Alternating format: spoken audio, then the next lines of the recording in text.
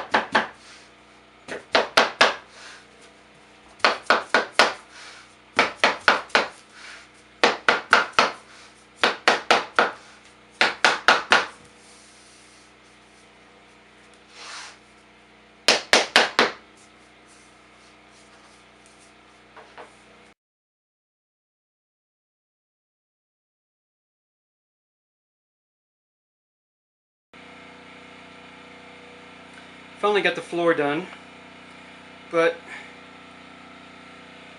I'm having problems right there in the middle. It keeps buckling. I had a friend come over and look at it. He pulled it apart, put it back together, and he had the same problem I had. But this piece right down here, this end piece, real quick. Did some special cutting around the edge and underneath and everything like that. I cut that thing probably 10 different times. That edge, that edge, that edge, that edge, that edge, you know, that edge. And finally got it to fit so it wouldn't buckle right there, but it still keeps buckling over here. The seam for the underfloor is here, going all the way down. So I'm not really sure what's going on, but he's going to think about it overnight, and he's going to come in the morning and help me relay the floor, figure out what to do.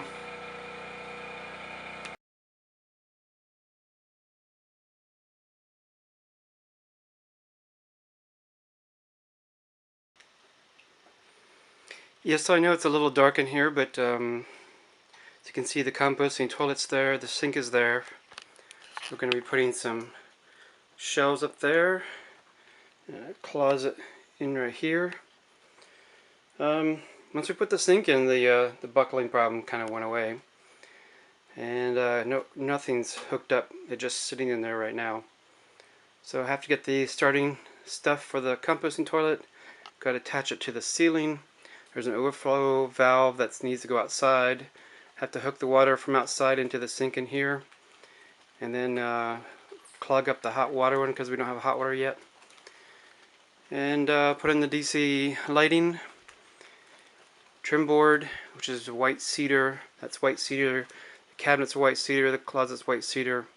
Trim board's going to be white cedar up there as well. So that's it.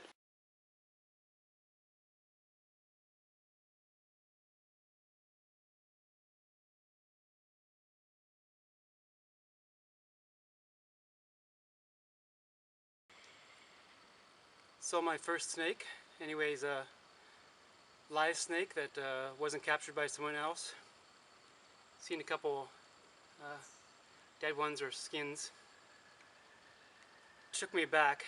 I'm not really afraid of snakes, I'm just afraid of their really quick movements. Don't know how to explain that. Once I recognize and see that it's a snake, I'm fine, but it's just the initial reaction of the snake.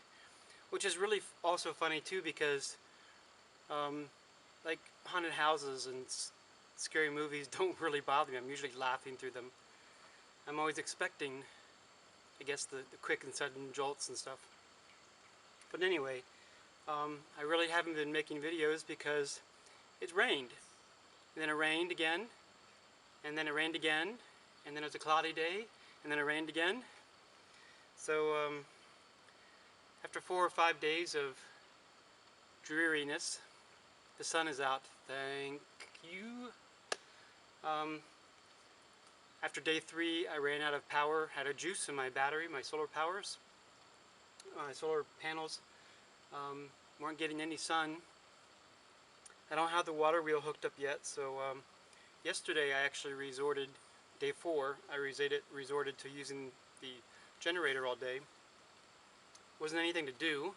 It's the weekend, so I'm usually by myself on the weekends. So I turned the generator on and I was on my computer all day editing photos. Which is good because I'm really, really far behind on editing photos. Really not much to show you or update you. I'm really amazed at how fast I'm going through wood. But then again, I'm just getting used to using the Franklin stove. A couple nights ago it was way too hot. I was sweating. Last night probably a little bit too cold. But it was not bad. I mean, if I had a long sleeve shirt on, and which I did, and also a sweatshirt, I was perfectly fine. I was only cold when I went to bed, but then I just added another blanket and I was perfectly fine at that point. I do realize that you have to use the hardwood in the stove to burn longer. I mean, I know that, but it was like the softwood burns really quickly and gets the fire started. But the problem is that without actually knocking on the wood here, I don't know which is which because I really can't tell most of it by the bark. And some of it doesn't have bark.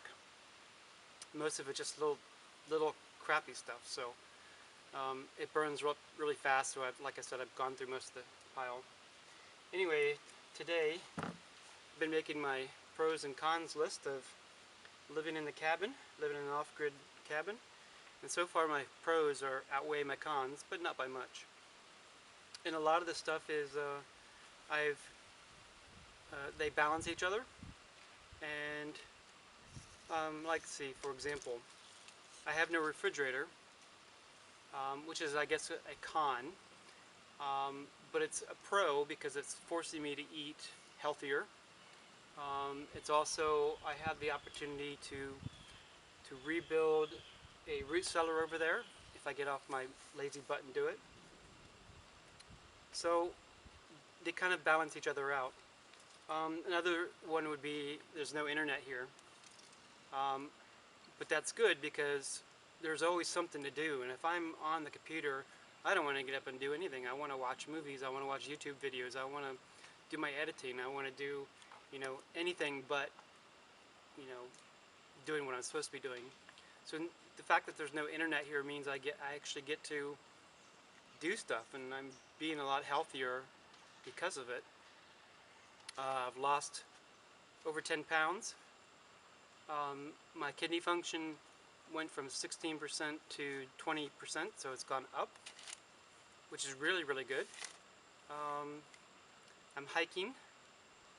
I feel healthier. Clothes are getting loose on me, so I went out and got some tighter clothes. Winter clothes, most of my winter clothes are tighter anyway, because I weighed less when I bought them last. The other thing about not having internet is that I've been doing a lot more reading, and I've been listening to my iPod, so listening to music. On the occasion when I have the generator on, I can either turn the radio on or I can put in a CD. So yeah, and I've been singing too, and that's really strange for me because I'm not someone who sings, which is weird because I was a music ed major and I minored in opera, but that was a different part of my life, and I don't sing anymore. I don't chant anymore. I don't sing in choirs anymore. I don't sing professionally. I don't do solos anymore. I don't do any of that stuff, but I find myself out here singing, and it's stupid stuff too. Like, food, glorious food, what next is the question? Because I'm always thinking about food, I guess. I don't know. Some songs from my childhood too. And I was singing Row, Row, Row, Row You Boat the other day, which is really strange. Because there was no reason to sing it. It just popped into my head, so I started singing it. Oh, thank goodness for the sun. And thank goodness I'm recharging my batteries. I'm at 12.3 last time I checked on my solar battery. This is something I don't understand. Maybe someone can explain it to me in the comments. When I first brought my battery out here, it hadn't been used in 2 years. And it was 11.8 I don't know, 1, 10.8, I don't know, and I could still use both of my lights. But now that I'm getting a regular charge, if it drops below 12, or maybe if it drops below 11.9 on the amp meter, it doesn't allow me to have lights. I don't understand what the difference is and why it does that. The warning light comes on. I can still use the charge adapter up until 10 something, which is also strange to me. I shouldn't be able to if it's not allowing me to use the lights. Of all things, the things that take the least amount of energy. But anyway, I have 2 lights, and I use the charge adapter to charge my iPod and to charge my cell phone. And that's really about it. The DC wiring is done, but we haven't hooked up the lights yet. And I'm going to be buying a bigger and better marine battery. I went out searching for local ones. I think I came across the best deal with the best amount of amperage usage. What's they called, a reserve amperage? Found one that was really, really good.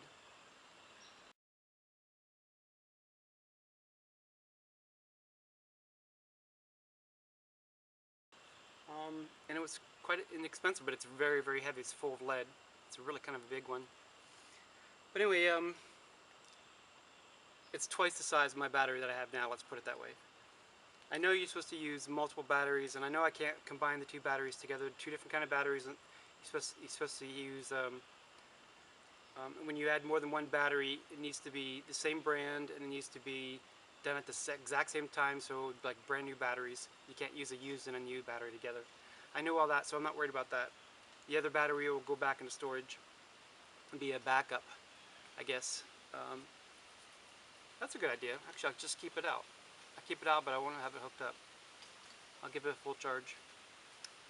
I can always take it down to the RV and charge the battery down at the RV, because the RV is actually, not the RV, the trailer camper, the traveling camper, whatever it's called, the Terry,